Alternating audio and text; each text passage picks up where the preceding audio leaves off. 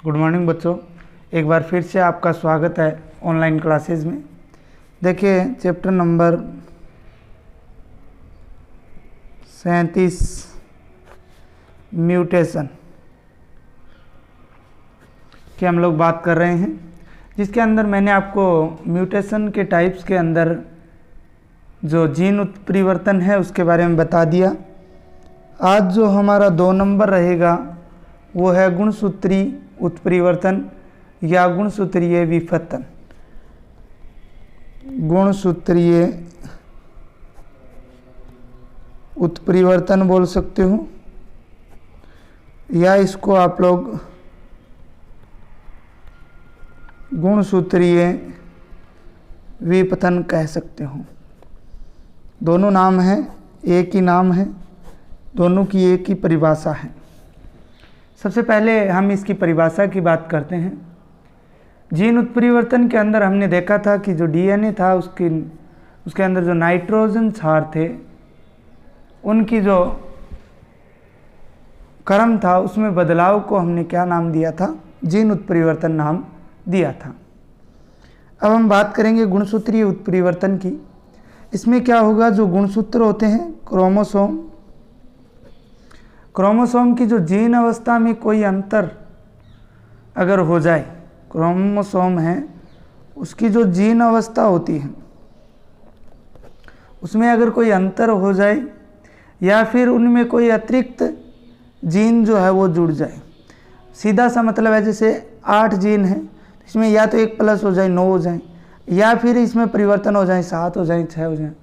मतलब जो gene chromosome की जो जीन अवस्था है उसमें कोई भी परिवर्तन हो या अतिरिक्त जीन जुड़ जाए या कोई लुप्त हो जाए तो उसे हम गुणसूत्रीय उत्परिवर्तन या गुणसूत्र विपत्तन बोलेंगे। क्या बोलेंगे? गुणसूत्रीय उत्परिवर्तन या जो विपत्तन है वो कहा जाता है। ये 2 प्रकार का होता है। कितने प्रकार का है? 2 टाइप्स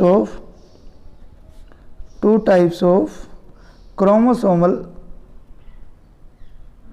क्रोमोसोमल म्यूटेशन। ठीक है, 2 प्रकार का होता है। देखिए कौन कौन सा होता है। एक तो होता है, 1 नंबर अगर बात करें तो वो है गुणसूत्रों में संख्यात्मक परिवर्तन। गुणसूत्रों में संख्यात्मक परिवर्तन। ठीक है, और जो दूसरा है वो है गुणसूत्रों में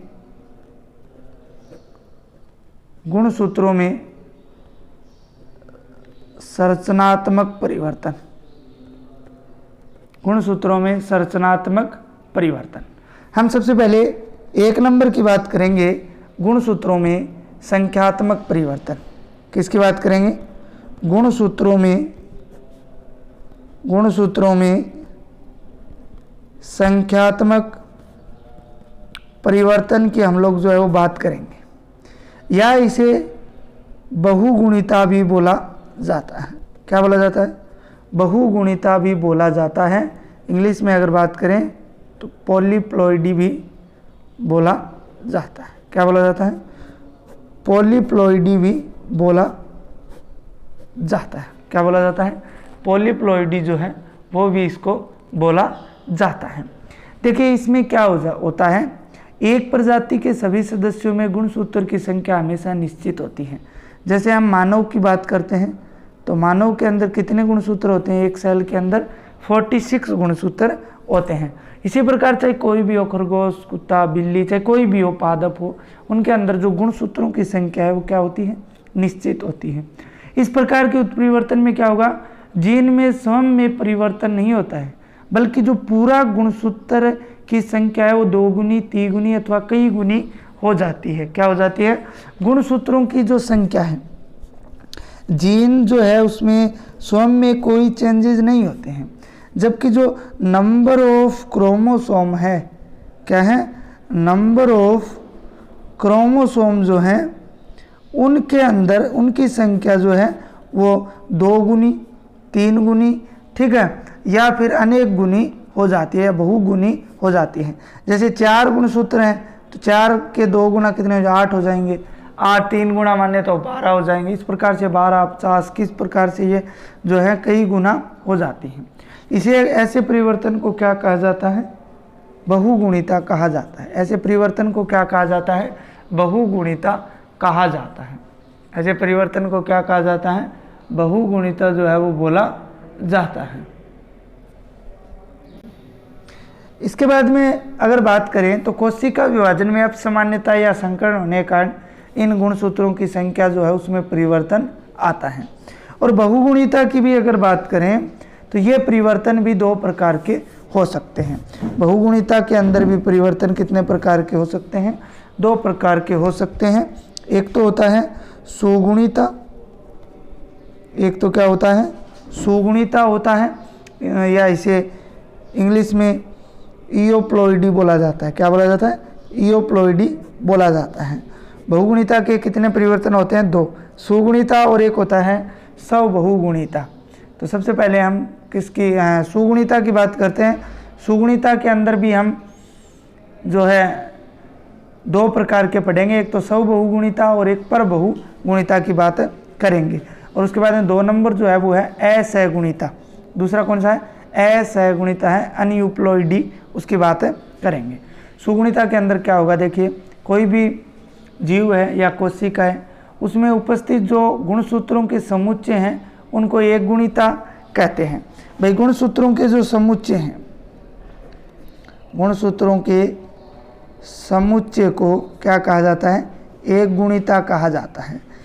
क्या कहा जाता है? एक गुणिता कहा जाता है।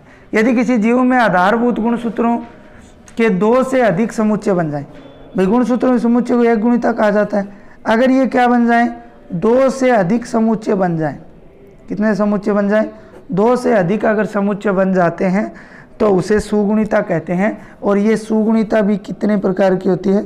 2 प्रकार की होती है। एक तो होती है स्वबहुगुणिता, स्वबहुगुणिता, और एक होती है परबहुगुणिता। स्व का मतलब अपना। इसके अंदर क्या होगा? वे बहुगुणित जिनमें गुणसूत्रों के समान प्रारंभिक समुच्चय बने। क्या बन जाते हैं इनके अंदर? प्रारंभिक समुच्चय बन जाते हैं। जो पहले थे वैसे ही समुच्चय जो है वो बन जाते हैं। अर्थात कहने का मतलब है स्वयं जैसे ही और समुच्चय गुणसूत्रों के बन जाते हैं। इसे क्या बोला जाता है? स्वबहुगुणिता बोला जाता है। जैसे त्रिगुणित है, क्या है? त्रिगुणित है। इसके अलावा चतुर्गुणित है, ठीक है, पंचगुणित है। ये किसके उदाहरण हैं? स्वबहुगुणिता के उदाहरण हैं। इसके बाद में अगर बात करें इस स्वबहुगुणिता के बारे में तो एक वैज्ञानिक था कोलिस्चिन रसायन से इसका क्या है? प्रेरण किया जा सकता है। कोलिस्चिन एक क्या है? रसायन है, ठीक है ना। किसका नाम है? रसायन का नाम है, क्या नाम है? कोलिस्चिन। तो कोलिस्चिन रसायन को अगर हम क्या करते हैं? कोलिचकम ऑटमनेल के घनकंद, घनकंद आप जानते ही हो क्या होता है? कोरन से निकाला जाता है। किससे निकाला जाता है कोलिस्चिन रसायन को?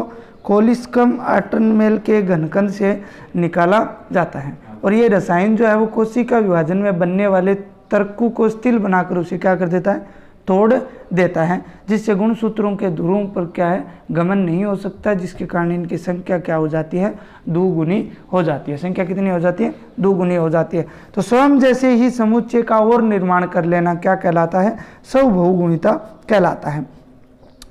दूसरा देखिए ब नंबर इस सुगुणिता का दूसरा है परबहुगुणिता। परबहुगुणिता, परबहुगुणिता की अगर बात करें तो इसमें 2 भिन्न जातियों के 2 से अधिक गुणसूत्रों के समुच्चय किसी भी जीव में उपस्थित हो सकते हैं। अर्थात सेम नहीं बनेगा, भिन्न समुच्चय का निर्माण होगा। किसका निर्माण होगा? भिन्न समुच्चय का जो निर्माण है वो हो जाता है। और इन जीव की उत्पत्ति 2 भिन्न जातियों के संकरण से ही होती है। जैसे अगर बात करें रेफेनोब्रेसिका, जिसके अंदर 2n बराबर 36 होता है। कितना होता है? 2n बराबर गुणसूत्रों की संख्या कितनी होती है? 36 होती है। किसके अंदर? रेफेनोब्रेसिका के अंदर। इसको एक वैज्ञानिक था GD कार्पिचेको ने 1927 में रेफेनस टाइवस या जिसे हम सामान्य भाषा में मूली कहते हैं। क्या कहते हैं? मूली कहते हैं। एवं ब्रेसिका ओलेरिसिया जिसे हम गोभी बोलते हैं, मूली के अंदर भी कितने गुणसूत्र होते हैं? 18 होते हैं। और गोभी के अंदर भी कितने होते हैं? 18 के बीच इन्होंने क्या करवाया? संकरण करवाया। कौन था वैज्ञानिक? वैज्ञानिक था जीडी कार्पिचेको। कौन था? जीडी कार्पिचेको। इन्होंने क्या करवाया? संकरण जो है वो करवाया। तो ये पूर्णतः बंदे था। ये क्या प्राप्त हुए थे? बंदे। बंदे का मतलब क्या होता है? इनसे बनने वाली संतति है वो आगे जनन की क्रिया में भाग नहीं ले सकती। इसी प्रकार गेहूं व राई से बने टिटिकेल मानव द्वारा निर्मित पहली परगुणित फसल है। कौन सी? टिटिकेल। ये याद रख लेना, आगे नीट एग्जाम के लिए काम आ सकता है। आर्टिफिशियल क्या है? पहली परगुणित फसल है। पहली क्या है? परगुणित फसल है, जिसका भारत व अन्य देशों में व्यापारिक उत्पादन जो है वो हो रहा है। कौन सी का? टिटिकेल का जो है उत्पादन अभी हो रहा है। जो किससे बनाई गई है टिटिकेल फसल? ये बनाई गई है गेहूं और राई से। किससे बनाई गई है? गेहूं और राई से इसका निर्माण जो है वो किया गया है। इसी प्रकार अगर हम बात करते हैं हम गुणसूत्रों के संख्यात्मक परिवर्तन में हमने 2 प्रकार पढ़े। सुगुणिता, जिसके हमने 2 प्रकार पढ़े, स्वबहुगुणिता और परबहुगुणिता। अब सुगुणिता के अलावा दूसरा जो है वो है असुगुणिता। वो कौन सा है? असुगुणिता। असुगुणिता की अगर बात करते हैं तो किसे कहेंगे? कि जो नई कोशिका है उसमें एक या अधिक गुणसूत्रों की संख्या में कमी या अधिकता हो जाए। भाई नई कोशिका है, न्यू सेल बनी है, उसमें एक या अधिक गुणसूत्र की या तो बढ़ोतरी हो जाए या फिर क्या हो जाए? कमी हो जाए, तो उसे असुगुणिता बोला जाता है। और ये भी 2 प्रकार की होती है। असुगुणिता भी कितने प्रकार की होती है? 2 प्रकार की होती है। कितने प्रकार की होती है? 2 प्रकार की होती है। एक तो होती है अधोगुणिता, एक तो क्या होती है? अधोगुणिता। और दूसरी जो है वो कौन सी होती है? अधोगुणिता की बात करते हैं सबसे पहले, उसके बाद में हम दूसरी जो है उसकी बात करेंगे। अधोगुणिता के अंदर क्या होता है? यदि एक या एक से अधिक गुणसूत्र कम हो जाए तो उसे अधोगुणिता बोलेंगे। अगर गुणसूत्रों की संख्या एक या एक से अधिक क्या हो जाए? कम हो जाए, तो उसे क्या बोलेंगे? अधोगुणिता बोला जाता है। और यदि एक या एक से अधिक गुणसूत्र बढ़ जाएं तो दूसरा प्रकार कौन सा है? अधिगुणिता। दूसरा प्रकार कौन सा है? अधिगुणिता। इसमें जो गुणसूत्र हैं वो क्या होंगे? बढ़ेंगे, एक या अधिक। जैसे ऊपर वाले में अधोगुणिता के अंदर अगर बात करें 5 गुणसूत्र हैं तो वो क्या हो जाएंगे? 4 हो सकते हैं या फिर 3 भी हो सकते हैं। इसके अंदर अगर 5 हैं तो वो 6 हो सकते हैं, 7 हो सकते हैं, मतलब बढ़ोतरी होगी। ठीक है। अधोगुणित की अगर बात करें तो में यदि एक गुणसूत्र की कमी हो, कितने गुणसूत्रों की? अगर एक अधोगुणिता के प्रकार की बात करें, अगर एक गुणसूत्र की कमी हो तो एक न्यून सूत्रता बोलते हैं। क्या बोलते हैं? एक न्यून सूत्रता, अर्थात एक गुणसूत्र की कमी। 2n माइनस लिख सकते हो। जैसे 46 है, 2n मानव का -1, तो कितने बन गए? 45। तो इसे क्या बोलेंगे? एक न्यून सूत्रता बोलेंगे। इसी प्रकार अगर 2n-2 हो जाए तो उसे द्विन्यून सूत्री बोला जाएगा। ठीक है। इसी प्रकार अगर 2n+ हो जाए, अर्थात एक की बढ़ोतरी हो जाए, तो उसे क्या बोला जाएगा? एकाधिसूत्री बोला जाता है। क्या बोला जाता है? एकाधिसूत्री जो है वो बोला जाएगा। अगर 2n+2 हो जाए तो उसे हम क्या बोलेंगे? द्विअधिसूत्री बोला जाएंगे। अगर हम एकाधिसूत्री के उदाहरण की बात करें तो मैंने आपको डाउन सिंड्रोम बताया था, मंगोलिज्म हमने पढ़ा था, वो एकाधिसूत्री का ही उदाहरण है। 2n जो अगर बढ़ेगा तो उसे क्या बोलेंगे? 2n+2 हो जाएगा तो क्या बोलेंगे? द्विअधिसूत्री जो है वो बोला जाएगा। क्या बोला जाएगा? द्विअधिसूत्री जो है वो बोला जाएगा। तो प्यारे बच्चों, 2 नंबर जो प्रकार है गुणसूत्रों में संरचनात्मक परिवर्तन, उसकी बात हम आगे वाले वीडियो के अंदर करेंगे। आज हमने गुणसूत्रों की संख्या में परिवर्तन के आधार पर यह कर लिया है। अब हम संरचना के आधार पर प्रकार की बात है वो कल वाले वीडियो के अंदर करेंगे।